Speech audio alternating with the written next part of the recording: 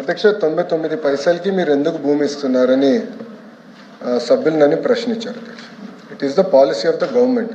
దాని కారణం కూడా ఏంటంటే అధ్యక్ష, వెస్ట్ బెంగాల్లో మీరు చూస్తే ఆనాడు టాటా వాళ్ళు నానో ఫ్యాక్టరీ పెట్టేదానికి వెళ్ళారు అధ్యక్ష.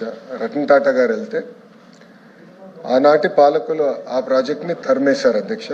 నరేంద్ర మోడీ గారు, గౌరవ ప్రధానమంత్రి నరేంద్ర మోడీ గారు, ఆయన గౌరవ ముఖ్యమంత్రిగా గుజరాత్ ముఖ్యమంత్రిగా ఉన్నప్పుడు అధ్యక్ష, టాటా సన్స్ ఆనాడు రతన్ టాటా గారికి అప్పుడు వాట్సాప్ కూడా లేదు అధ్యక్ష, SMS ద్వారా పెట్టి మీకు 99 పైసలకి నేను మొత్తం భూమి ఇచ్చడానికి సిద్ధంగా ఉన్నాను, మీరు రాండి గుజరాత్కి అని ఆయన కోరితే వాళ్ళు గుజరాత్కి ఆ ఫ్యాక్టరీ తీసుకెళ్లారు అధ్యక్ష. మొత్తం ఎకో సిస్టమ్ అనేది ఏర్పడింది అధ్యక్ష. అదే ఆదర్శంగా తీసుకుని ఐటీ ఎకో సిస్టమ్ మన విశాఖపట్నాన్ని ఒక ఐటీ క్యాపిటల్గా రూపుదిద్దించాలనేది మేము ఒక నిర్ణయం తీసుకున్నాం. ఒక ప్లాన్ ప్రకారం మేము ముందలు తీసుకెళ్తున్నాం. ఇక్కడ ఏంటంటే అధ్యక్ష, మొత్తం ఎకో సిస్టమ్ అనేది ఏర్పాటు చేయాలి అధ్యక్ష. ఏపీఐఏసీలు ఐటీ భవనాలు కట్టలేదు అధ్యక్ష, ఎప్పుడు కట్టలేదు. దిస్ ఓన్లీ బిల్డింగ్ అధ్యక్ష, అది మిలీనియం టవర్స్ అని ఒకే ఒక బిల్డింగ్ కట్టారు. అది ఆల్రెడీ లీజ్కి ఇచ్చాం అధ్యక్ష. లీజ్ పైన వచ్చే ఆదాయం చాలా తక్కువ అధ్యక్ష. మనం పెట్టే డబ్బులకి వచ్చే లీజ్ ఇన్కమ్ మనం బేరీ చేసుకుంటే పర్సంటేజ్ చాలా తక్కువ ఉంటుంది కనుక ల్యాండ్ డెవలప్మెంట్కి ఇస్తేనే బెటర్ అనేది ప్రభుత్వం ఒక పాలసీ తీసుకుని చేస్తాం జరిగింది అధ్యక్ష. మూడోది అధ్యక్ష, మేడం గారు అడిగారు, నేను మేడం గారిని సూటిగా ప్రశ్నించాలనుకుంటున్నాను అధ్యక్ష. మా ప్రభుత్వానికి అయితే పిల్లలకు ఉద్యోగాలు కల్పించే లక్ష్యంతో మేము పనిచేస్తాం. గవర్నమెంట్కి ₹2 ఆదాయం తగ్గినా పర్వాలేదు, ఇచ్చిన హామీ 20 లక్షల ఉద్యోగాలు మేము కల్పిస్తాం. That is our policy. లేదు మీకు ఆదాయం ఎక్కువ కావాలని పాలసీ మీకుంటే అది మీ పాలసీ.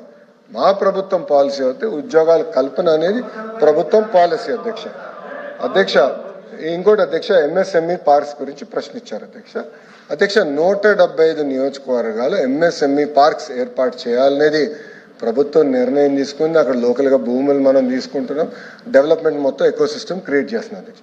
అంతేకాకుండా ప్రైవేట్ పార్క్స్ కూడా చేయొచ్చని మేము పర్మిషన్ ఇచ్చాం అధ్యక్ష. అంటే 10 ఎకరాలు ఉన్నా 20 ఎకరాలు ఉన్నా 200 ఎకరాలు ఎవరి దగ్గరనైతే భూమి ఉందంటే వాళ్ళు ప్రైవేట్ పార్క్స్గా తయారు చేసుకుని వాళ్ళు ఆ పార్క్లో ఇన్ఫ్రాస్ట్రక్చర్ అంతా ఏర్పాటు చేసి వాళ్ళే అది మార్కెటింగ్ చేసి అమ్మకం పెట్టి వాళ్ళు చేసుకోవచ్చు అధ్యక్ష. దాంట్లో అద్భుతమైన ఉదాహరణ శ్రీ సిటీ. ప్రైవేట్ రంగంలో శ్రీ సిటీ ఉంది అధ్యక్ష. శ్రీ సిటీ ద్వారా ఒక ఎకో సిస్టమ్ అనేది ఆ ప్రాంతంలో కూడా ఏర్పడింది అధ్యక్ష. ఇంకోటి AMTZ అధ్యక్ష, విశాఖపట్నంలో మెడికల్ డివైసెస్ మ్యానుఫ్యాక్చరింగ్ కూడా ఒక ఎకో సిస్టమ్ ఏర్పాటు చేశాం అధ్యక్ష. మీరు చూస్తే ఈరోజు ఒక వైబ్రెంట్ ఎకో సిస్టమ్ ఉంది అధ్యక్ష. It is first of it's kind. భారతదేశంలో ఏ రాష్ట్రం లేని విధంగా మెడికల్ డివైసెస్ మ్యానుఫ్యాక్చరింగ్ కూడా ఒక అద్భుతమైన ఎకో సిస్టమ్ ఏర్పాటు చేశాం అధ్యక్ష.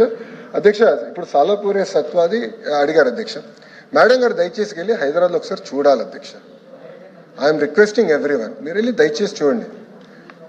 దిస్ ఈజ్ నాట్ ర్యాండమ్ కంపెనీలు, ఇది ఏదో ర్యాండమ్ కంపెనీలు కాదు, క్రెడిబిలిటీ ఉన్న కంపెనీలు. కనీసం 5-6 రాష్ట్రాల్లో వాళ్ళు డెవలప్మెంట్ చేస్తున్న వారు. వాళ్ళకి ఏంటంటే అధ్యక్ష, వాళ్ళ బిల్డింగ్స్ వాళ్ళకి grade A IT office space వాళ్ళు కట్టుకెళ్తారు అధ్యక్ష.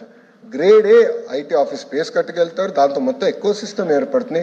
వాళ్ళే మళ్ళీ తీసుకెళ్ళి జాయింట్ మార్కెటింగ్, GCC అందరికీ మేము మార్కెటింగ్ కలిసి కట్టుగా చేయగలుగుతాం అధ్యక్ష. అంటే ఇప్పుడు GCCs ఎందుకు వస్తాయి అధ్యక్ష? విశాఖపట్నం ఎక్కడుంది అధ్యక్ష? Grade A IT office space లేదు అధ్యక్ష విశాఖపట్నంలో. అధ్యక్ష మేము ఫస్ట్ డావోస్ మీటింగ్లో నేను కాగ్నిసెంట్ చైర్మన్ కలిసినప్పుడు రవి గారు నేను కలిసినప్పుడు ఐ కమిటెడ్, ఎస్ 99 పైసకి నేను భూమి ఇస్తాను, నేను committed. It is as a minister that was my technique to cell, నేను కమిటెడ్. దాని తర్వాత లాస్ట్ డావోస్లో ఫాలోఅప్ మీటింగ్ వెళ్ళినప్పుడు ఆయన అడిగారు, మా ఎంప్లాయీస్లో ఈ 4-5 రిజర్వేషన్స్ ఉంది, ట్రాన్స్పోర్టేషన్, మనకి rental accommodation,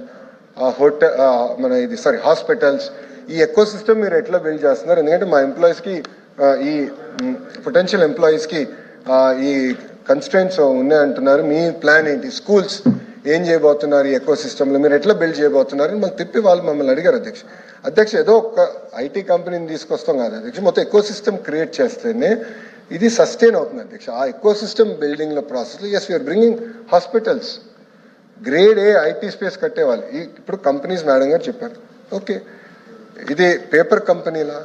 there all credible large scale players అధ్యక్ష. వాళ్ళ స్పేస్లో they are among the top 5. ఇంకా తీసుకురావాలి అధ్యక్ష. విశాఖపట్నంలో ఒక వైబ్రెంట్ ఎకో సిస్టమ్ క్రియేట్ చేయాలంటే తప్పనిసరిగా ఇలాంటి కంపెనీస్ తీసుకురావాల్సిన అవసరం ఉంది. చాలా ఫోకస్డ్గా చేయాల్సిన అవసరం ఉంది అధ్యక్ష. ఎందుకంటే 5 సంవత్సరాలు మనం ఇప్పటికీ చాలా నష్టపోయి ఉన్నాం. ఈ 18 నెలల్లో ఎవ్వరు ఊహించిన విధంగా ఇంత పెద్ద పెద్ద పరిశ్రమలు తీసుకొచ్చారు అధ్యక్ష. మీరు ఒకసారి చూడండి అధ్యక్ష, ఈ 5 కంపెనీల్లో మీరు చూస్తే అధ్యక్ష, ఈ 99 పైసలకి ఇచ్చిన దానికి సుమారుగా 65,000 మందికి ఒక ఐటీ రంగంలోనే మేము ఉద్యోగాలు కల్పించబోతున్నాం అధ్యక్ష. 65,000 మందికి అధ్యక్ష. 5 కంపెనీలు అధ్యక్ష, 5 కంపెనీస్.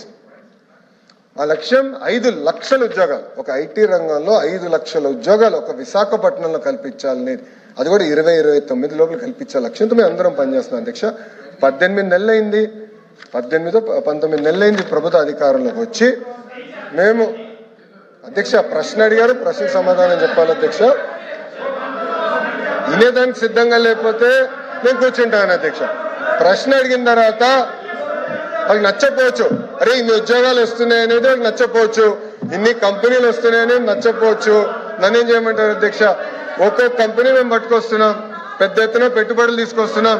25.3% భారతదేశంలో పెట్టుబడులు ఈరోజు ఆంధ్ర రాష్ట్రంగా వస్తున్నాయి.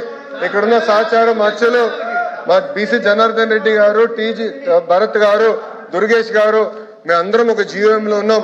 మేమందరం కలిసికట్టుగా చేస్తున్నాం కనుకనే ఈ రోజు ఇంత పెద్ద ఎత్తున పెట్టుబడులు వస్తున్నాయి, పరిశ్రమలు వస్తున్నాయి, 20 లక్షల ఉద్యోగాలు మేము కల్పిస్తాం అధ్యక్ష.